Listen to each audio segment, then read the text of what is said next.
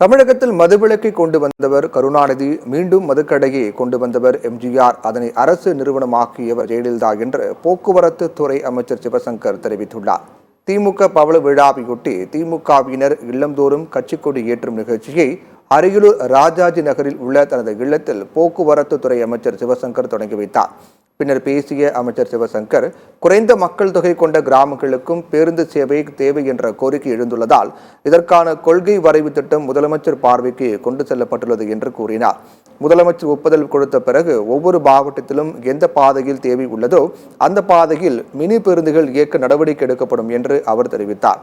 விசிக மதுவிலக்கு மாநாட்டில் அதிமுக கலந்து கொள்ள தார்மீக உரிமை உண்டா என்று செய்தியாளர்கள் கேள்வி எழுப்பிய போது, தமிழகத்தில் மதுவிலக்கை கொண்டு வந்தவர் கருணாநிதி, மீண்டும் மதுக்கடையை கொண்டு வந்தவர் எம்ஜிஆர், அதனை அரசு நிறுவனமாக்கியவர் ஜெயலலிதா என்று அமைச்சர் சிவசங்கர் தெரிவித்தார்.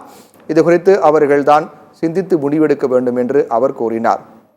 அதாவது தமிழகத்தில் மதுவிலக்கை கொண்டு வந்தவர் தலைவர் கலைஞர், மீண்டும் மதுக்கடைகளை கொண்டு வந்தவர் எம்ஜிஆர், அதற்கு பிறகு அதை அரசு நிறுவனமாக்கியவர் ஜெயலலிதா. எனவே இது குறித்தெல்லாம் அவர்கள் சிந்தித்து முடிவெடுக்க வேண்டும்.